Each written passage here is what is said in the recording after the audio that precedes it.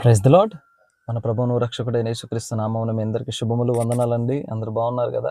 ప్రభు ఉచితమైన కృప ద్వారా మనందరము సజీవులుగా మరి ఒక నూతన దినాన్ని పొందుకుని ఉన్నాము కాబట్టి కృతజ్ఞతగా కొన్ని మాటలు, దేవుని మాటలు, దివ్య మాటలు ధ్యానించుదామండి.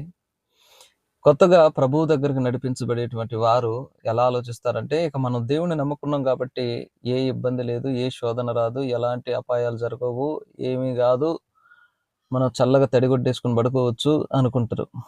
కానీ దేవుని నమ్ముకున్న ప్రజలకి ఖచ్చితంగా శోధనలు, సమస్యలు, ఆపదలు అనేకములుగా జరుగుతాయండి. అందుకే కీర్తనకారుడు 34 కీర్తన 19వ చరణంలో ఏమని రాసి ఉన్నాడంటే, నీతిమంతునికి కలుగు ఆపదలు అనేకములు, వాటి అన్నిటి నుంచి యెహోవా విడిపించును అని ఉంటుందండి.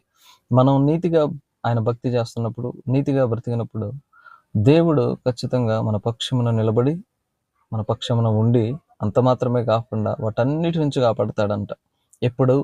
నీతిమంతునిగా ఉన్నప్పుడు.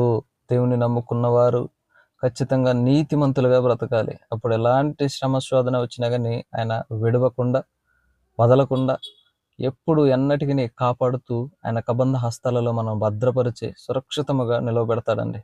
కాబట్టి మనం నీతిమంతులుగా బ్రతుకుదాం. అటు కృపకు పాత్రులగుదాం.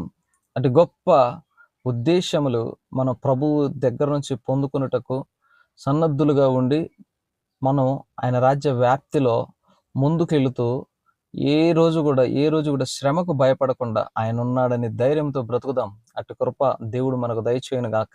ఆమేన్.